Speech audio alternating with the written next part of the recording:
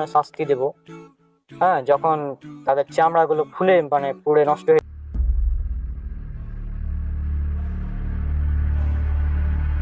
তোকে একটু ফোন দিয়ে জানিয়ে দিই যে তোর সাথে আমি দেখা করতে যাচ্ছি।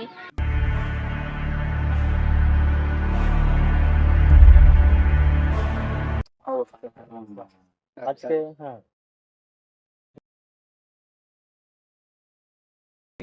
নাউজুবিল্লাহ এইগুলো বলছিস তোরা।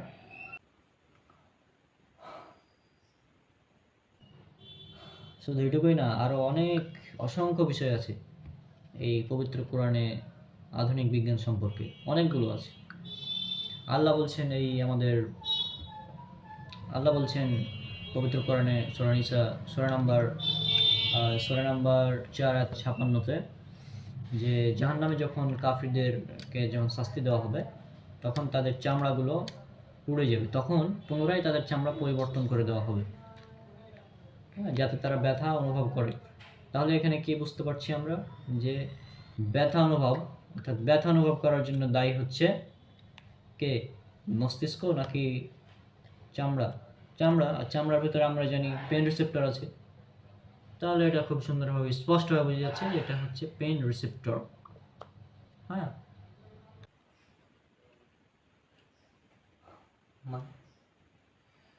না এটা আসলে ভাবার বিষয় না, ব্যাপারটা আসলেই কেমন লাগছে। হ্যাঁ, এটা তো অবাক করার বিষয় হবেই না, তারপরে যদি তো অবাক লাগবেই, তাই না? কারণ এই বিষয়টা তো বললাম। এই পেন রিসেপ্টর সম্পর্কে আশা করছি তুই জানলি, এটা পবিত্র কোরআনে সুন্দরভাবে বলা হয়েছে। এছাড়াও আরো অনেক বিষয় আছে, যেমন পবিত্র কোরআনে আরো আছে। আল্লাহ বলছেন, এটা আছে সূরা আম্বিয়া সূরা নাম্বার 21 আয়াত নাম্বার 104-এ, সম্প্রসারণ একবার থেমে যাবে এবং মহাবিশ্ব সংকুচিত হওয়া শুরু করবে। আর যেটাকে বিজ্ঞানীরা বলছেন বিগ ক্রাঞ্চ, যেটা বিগ ক্রাঞ্চ থিওরি নামে পরিচিত। আমি যে তথ্যগুলো বলছি এগুলো তুই গুগলে যদি সার্চ করিস, মহাবিশ্ব সম্প্রসারণশীল মহাবিশ্ব, তারপর বিগ ক্রাঞ্চ থিওরি, বিগ ব্যাং থিওরি, হ্যাঁ, তারপর এই মহাবিশ্ব যে নেবুলা ধোঁয়ার মতো ছিল, এই বিষয়গুলো তুই গুগলে সার্চ করলে পেয়ে যাবি। আর আরেকটা বিষয় এই বিজ্ঞান সম্পর্কে পবিত্র কোরআনে উল্লেখ করা হয়েছে, এটা আছে সূরা আম্বিয়া সূরা নাম্বার 21 আয়াত নাম্বার 104। নম্বর আয়াতে বলা হচ্ছে যে সেদিন আল্লাহ সুবহানাহু ওয়া তাআলা আসমানকে গুটিয়ে ফেলবেন, যেভাবে গুটানো হয় লিখিত দলিলপত্র দিয়ে, মানে কাগজকে যেভাবে আমরা গুটিয়ে ফেলি না, এভাবে আল্লাহ আসমান এবং জমিনকে গুটিয়ে ফেলবেন, যেটা বিগ ক্রাঞ্চ থিওরি ইঙ্গিত দিচ্ছে যে মহাবিশ্ব সম্প্রসারিত হচ্ছে, একবার সংকোচন শুরু হবে, যে মহাবিশ্ব একদম সংকুচিত হয়ে যাবে। তাহলে কি এগুলো কাকতালীয়ভাবে মিলে গেছে বলবি?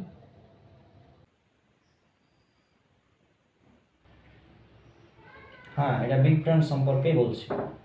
আচ্ছা, ঠিক আছে, সমস্যা নেই, আমি বাড়ি গিয়ে বিষয়টা ভেবে দেখবো। তুই এক কাজ কর, আমার হচ্ছে ভিডিও অনেকগুলা কোরআনের মডার্ন সায়েন্সের উপর, এগুলো দেখতে পারিস। পাশাপাশি আমাদের ডক্টর জাকির নায়েক স্যারের ভিডিও আছে, তার ভিডিওগুলো দেখতে পারিস। তাহলে কি হবে যে এই ভিডিওগুলো যদি দেখিস তাহলে তোর ভিতরে যে সংশয় আছে, যে সৃষ্টিকর্তা আছে নাকি নাই, এটা আশা করছি দূর হয়ে যাবে। তা আমি যেটা বলছি এটা কর, তারপর একদিন তুই আমার সাথে দেখা কর। হ্যাঁ, তারপর আমি তোকে বলবো বিষয়গুলো। আশা করছি আর দেখা করার কোনো তেমন প্রয়োজন নাই, তুই যদি ভিডিওগুলো দেখিস তাহলে তোর এই বিষয়গুলো ক্লিয়ার হয়ে যাবে। ঠিক আছে, আমি তোর সবগুলো ভিডিও দেখবো, দেখার পর দেখি কী করা যায়। যদি এটা সত্যি হয় তাহলে আমি অবশ্যই ইসলামের পথে ফিরে আসবো, আর যদি মিথ্যা হয় তাহলে তোর খবর আছে। ঠিক আছে, আমি আজকে গেলাম।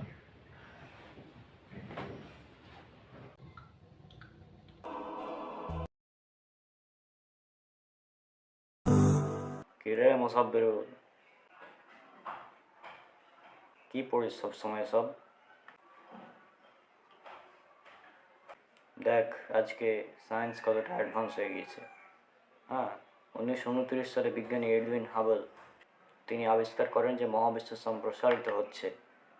হ্যাঁ, আর তুই তো সব সময় ইসলামিক বই নিয়ে পড়ে থাকিস। আপডেট সায়েন্স সম্পর্কে জানার চেষ্টা কর।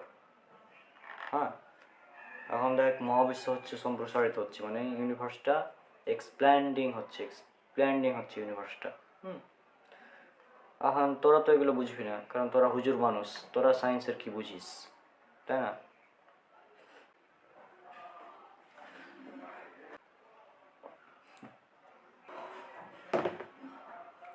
তোকে একটা কথা বলি, তুই যে বললি যে এই কি মহাবিশ্ব সম্প্রসারণ এক্সপ্যান্ডিং ইউনিভার্স সম্পর্কে, এ সম্পর্কে কিন্তু কোরআনে আজ থেকে 1400 বছর আগেই বলে দেওয়া হয়েছে।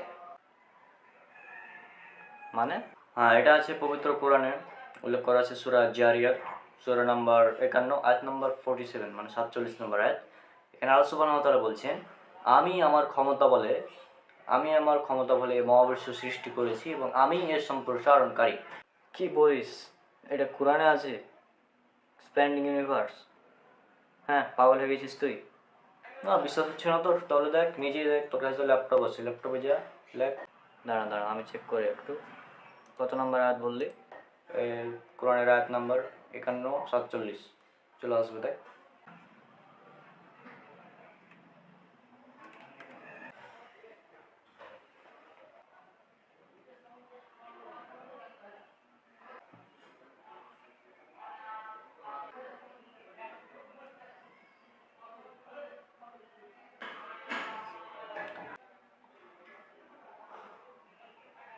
এটা তো সত্যি আছে। শুধু এতটুকুই না, মহাবিশ্ব যেভাবে শুরু হয় অর্থাৎ বিগ ব্যাংয়ের মাধ্যমে, সে বিগ ব্যাং সম্পর্কেও কিন্তু কোরআনে তথ্য দেওয়া রয়েছে। মানে কি বলিস, বিগ ব্যাং সম্পর্ক বলা আছে? পরে কোনো একদিন তোকে এই সম্পর্কে আমি বলবো ইনশাল্লাহ।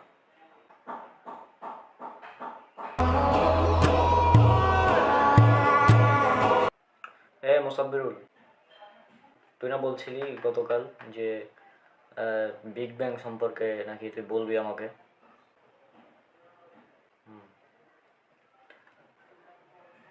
তো আমি হচ্ছে যে বিগ ব্যাং সম্পর্কে যে তথ্যটা তোকে আগে বলি।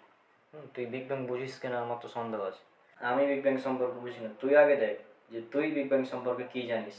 যা গুগলে সার্চ কর, প্রথমে বিগ ব্যাং জিনিসটা বোঝার চেষ্টা কর। বিগ ব্যাং যদি গুগলে সার্চ করিস বিগ ব্যাং থিওরি লিখে, তাহলে যেটা আসবে আর কি, বিগ ব্যাং থিওরি। হ্যাঁ, বিগ ব্যাং হলো প্রচলিত মহাজাগতিক মডেল যা মহাবিশ্বের উৎপত্তি এবং বিবর্তন ব্যাখ্যা করে, যেখানে বলা হয়েছে প্রায় 13.8 বিলিয়ন বছর আগে মহাবিশ্ব একটি অত্যন্ত উত্তপ্ত, ঘন এবং ছোট প্রাথমিক অবস্থা থেকে বিস্তৃত হয়ে আজ আমরা যে বিশাল প্রসারণমান মহাবিশ্ব দেখতে পাই তাতে পরিণত হয়েছিল। আর মূল প্রমাণের মধ্যে রয়েছে হাবলের সম্প্রসারণশীল ছায়াপথ আবিষ্কার, অর্থাৎ গতকাল যেটা আমরা আলোচনা করলাম তোর সাথে, যে এক্সপ্যান্ডিং ইউনিভার্স, এটা হচ্ছে মূল প্রমাণ বিগ ব্যাংয়ের। অর্থাৎ যেহেতু মহাবিশ্ব এক্সপ্যান্ডিং হচ্ছে, তাহলে একসময় ছোট ছিল, আরও ছোট ছিল, আরও ছোট, এবং শেষ পর্যন্ত একটা অ্যাটম বা একটা বিন্দুতে ছিল মহাবিশ্ব। তারপরে হচ্ছে যে এই অ্যাটম ভেঙে, মানে অ্যাটম বিস্ফোরিত হয়ে তখন এই আমাদের বিশাল মহাবিশ্ব সৃষ্টি হয়েছে। এটা হচ্ছে বিগ ব্যাং থিওরি, যেটা আবিষ্কার হয়েছে এই 1900 সালের পরে আর কি।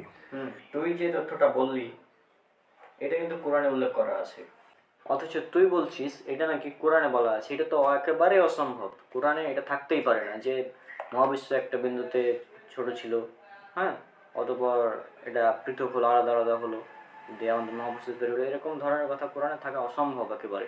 না, এটা উল্লেখ করা আছে কোরআনে, এটা আছে সূরা আম্বিয়া, সূরা নাম্বার 21, আয়াত নম্বর 30। কেন, ওই আয়াতে কি বলা হয়েছে? সেখানে আল্লাহ সুবহানাহু ওয়া তাআলা বলছেন, যারা কুফরি করেছে তারা কি ভেবে দেখে না যে আকাশমণ্ডলী ও পৃথিবী মিশেছিল ওতপ্রোতভাবে, অতঃপর আমি উহাকে পৃথক করে দিলাম। কোন সূরা বললি? দেখ, সূরা আম্বিয়া, সূরা নাম্বার 21, আয়াত নম্বর 30।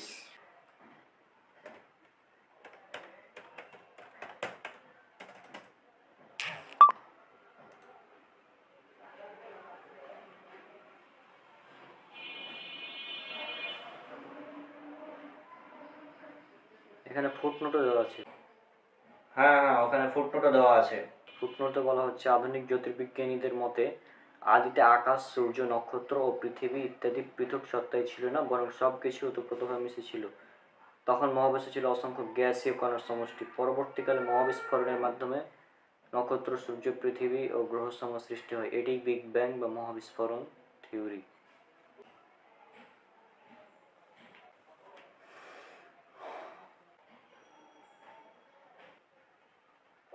বলেছিলাম না বিগ ব্যাং সম্পর্কে কোরআনে তথ্য দেওয়া আছে। শুধু এটুকুই না, শেষের যে অংশে রয়েছে প্রাণবন্ত সমস্ত কিছু সৃষ্টি করলাম পানি থেকে, এটাও কিন্তু বিজ্ঞানের একটা দিককে ইঙ্গিত করছে। হ্যাঁ, এখানে আমি তো হয়তো দেখতেই পাচ্ছি প্রাণবন্ত সব কিছু পানি থেকে সৃষ্টি করলাম।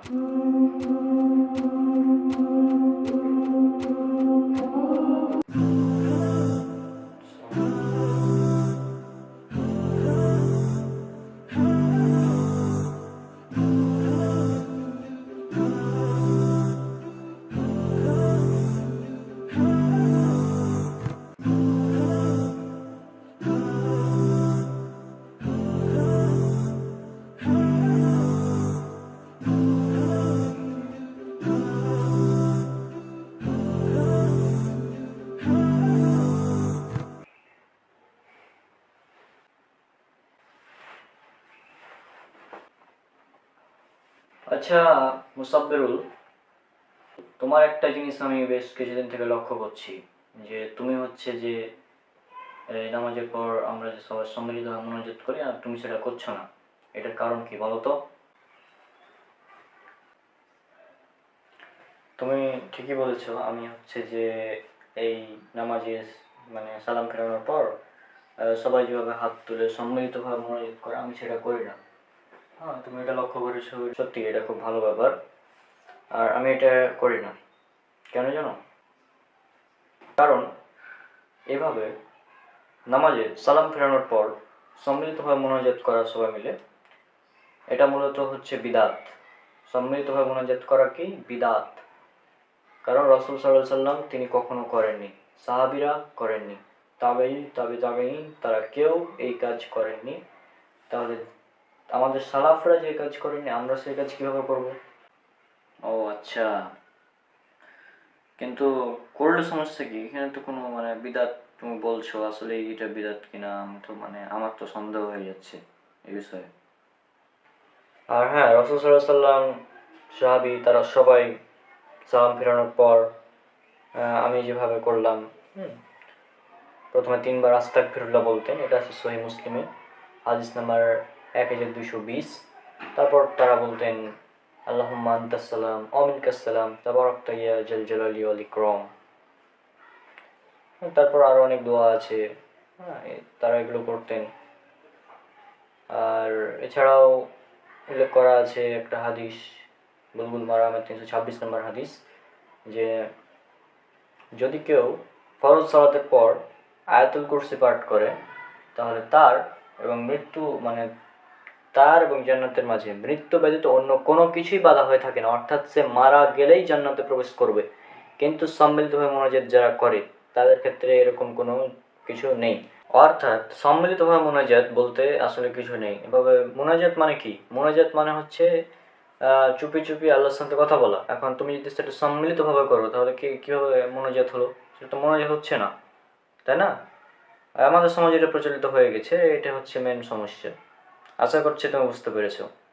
বাহ, এটা তো খুব ভালো বিষয় যে মারা গেলেই জান্নাত। তাহলে আমি আজ থেকে প্রতিদিন ফরজ নামাজে সালাম ফেরানোর পর আমি আয়াতুল কুরসি তাহলে পাঠ করব। ধন্যবাদ বন্ধু, জাযাকাল্লাহু খায়রান, খুব গুরুত্বপূর্ণ কথা বলেছো। এটা তো কেবল শুরু, এখন তো আসল খেলা বাকি আছে। রণক, তোমার বাঁচার কোনো সম্ভাবনা নেই। আমি আসছি শীঘ্রই তোমাকে নিতে। তোমাকে না পেলে তোমার ভাইকে নিয়ে আসবো আমি। তারপর তুমি নিজে আমার পেছনে খুঁজতে খুঁজতে চলে আসবো। তবে আমি না ছেড়ে তুমি আসতে পারবো না। অবশ্য চিন্তা করার প্রয়োজন নেই, আমি একজনকে পাঠাবো যে তোমাকে আমার কাছে নিয়ে আসবে। তাই প্রস্তুত নাও। আজ আমি একজনকে তোমার কাছে পাঠালাম, সে যাচ্ছে, তার সাথে কথা বলো এবং সে তোমাদেরকে আমার কাছে নিয়ে আসবে। তাই চিন্তা করো না, আমার প্যানেলে সব কিছু পাবো তোমরা। এমন এমন চিন্তিত হবো যেটা আগে কখনো দেখো না। আর চিন্তা করার কোনো কারণ নেই, আমি ইসলামকে খুব সুন্দরভাবে মানি। তাই আসো, দেখা হবে, কথা হবে, আর প্রমাণ হবে কে আসলে হিরো আর কে ভিলেন।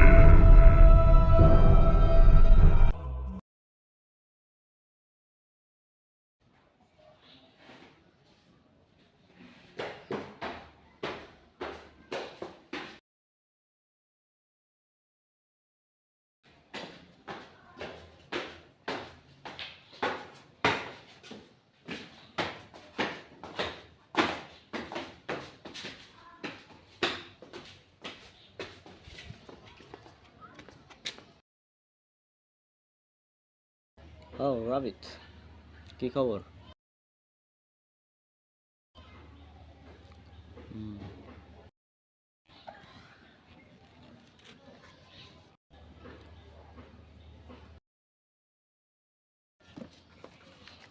তো কি ব্যাপারে আসলে নাকি?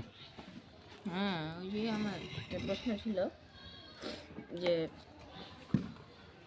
একজন হুজুর বলল, আজকে ভিডিও দেখলাম একটা হুজুরের, বলছে যে আল্লাহ তাআলা নাকি 18,000 মাখলুকাত সৃষ্টি করেছেন। তো এই মাখলুকাত মানেটা কি, আর এই কথাটা কি সঠিক কিনা? ও আচ্ছা, তো হুজুর এই কথা বলেছে। মাখলুকাত মানে হচ্ছে আল্লাহ সুবহানাহু ওয়া তাআলার সৃষ্ট জীব। আল্লাহ সুবহানাহু ওয়া তাআলা কতগুলো জীব সৃষ্টি করেছেন এটাকে বলে মাখলুকাত। কিন্তু হুজুর বলছে কি 18,000, তাই না? এটা একটা হাস্যকর কথা।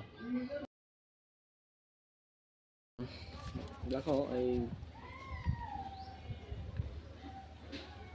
18,000 মাখলুকাত এটা হচ্ছে একটা প্রচলিত ভ্রান্ত ধারণা। যে হুজুর এই কথাটা বলেছে সে হয়তো জানে না, অথবা তার এ বিষয়ে জ্ঞান নেই, কোরআন এবং সহিহ হাদিস সম্পর্কে তার কোনো জ্ঞানই নেই, এই জন্য সে এ ধরনের কথা বলতে পারে। কারণ 18,000 মাখলুকাত বলে কোনো জিনিস এক্সিস্ট করে না। হ্যাঁ, 18,000 মাখলুকাত বলে কি বোঝানো হয় জানো? 18,000 মাখলুকাত বলতে তারা বোঝায় যে আল্লাহ সুবহানাহু ওয়া তাআলা মোট 18,000 জীব সৃষ্টি করেছেন। যেমন ধরো, গাছ একটা জীব, মানুষ একটা জীব, তারপর পিঁপড়া একটা জীব, হ্যাঁ, হাতি একটা জীব, বাঘ একটা জীব, তারপর তোমার ধরো সাপ একটা জীব, কুকুর একটা জীব, শুয়োর একটা জীব। তো এগুলো একটা একটা করে জীব। বিলাই মানে বিড়াল একটা জীব। তো এরা হচ্ছে একটা একটা জীব। আর হুজুর যখন বলছে এটা 18,000 মাত্র, যে এভাবে যদি আমরা গুনতে থাকি যে গাছ একটা, মানুষ একটা, তারপরে এভাবে হ্যাঁ জিন জাতি তো আছে সাথে, তো এগুলো জিন ফেরেশতা এগুলো তো আছেই, তো এগুলোকে ধরে নাকি মোট 18,000। হাস্যকর কথা না? একদম পুরোটাই হাস্যকর ব্যাপার এটা, তাই না? যদি বলে 18,000 মাখলুকাত, এটা একটা হাস্যকর কথা। আল্লাহ সুবহানাহু ওয়া তাআলা বলছেন সূরা নাহল, সূরা নম্বর 16 আয়াত নম্বর 8, আল্লাহ সুবহানাহু ওয়া তাআলা তিনি সৃষ্টি করেছেন ঘোড়া, খচ্চর, গাধা, এবং তিনি এমন জিনিস সৃষ্টি করেছেন যেগুলো সম্পর্কে তোমরা জানো না। ইমাম ইবনে কাসির রাহিমাহুল্লাহ তার তাফসীর করতে গিয়ে সূরা নাহলের তাফসীর এবং সূরা ফাতিহার আলহামদুলিল্লাহি রাব্বিল আলামিন এর তাফসীর করতে গিয়ে তিনি বলেছেন যে আল্লাহ সুবহানাহু ওয়া তাআলার এত বেশি নিয়ামত রয়েছে, মানে এত বেশি সৃষ্টি রয়েছে যে সেগুলো আমরা কখনোই গণনা করে শেষ করতে পারবো না।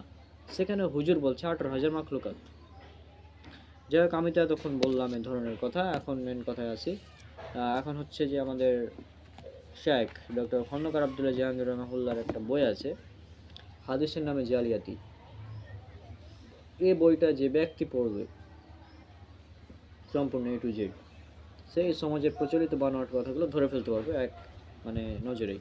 তো আমাদের সহায়ক ডক্টর খন্দকার আবদুল্লাহ জাহাঙ্গীর রহমাহুল্লাহ তার এ বইয়ের 282 নম্বর পৃষ্ঠা 282 পৃষ্ঠাতে বলছেন, এখানে 3 নম্বর পয়েন্ট থেকে, আশা করছি দেখতে পাচ্ছ। এখানে তিনি বলছেন একটি বহুল প্রচলিত কথা হলো 18,000 মাখলুকাত, অর্থাৎ এই মহাবিশ্বের সৃষ্ট প্রাণীর জাতি প্রজাতির সংখ্যা হলো 18,000। এ কথাটি একান্তই লোকশ্রুতি ও কোনো কোনো আলিমের মতামত। আল্লাহর অগণিত সৃষ্টির সংখ্যা কত লক্ষ বা কত কোটি সে বিষয়ে কোনো তথ্য কোনো সহি বা জয়ীফ হাদিসে বর্ণিত হয়নি। অর্থাৎ এটি একটি জাল বানোয়াট ভিত্তিহীন হাদিস, যেটা এরা বলে 18,000 মাখলুকাত হিসাবে। তাছাড়া যারা সায়েন্সের স্টুডেন্ট তারা যদি এরকম কথা শোনে 18,000 মাখলুকাত, হ্যাঁ, অথচ প্রায় 77 লাখ প্রজাতির প্রাণী পর্যন্ত আবিষ্কার হয়ে গিয়েছে। আচ্ছা, তারপর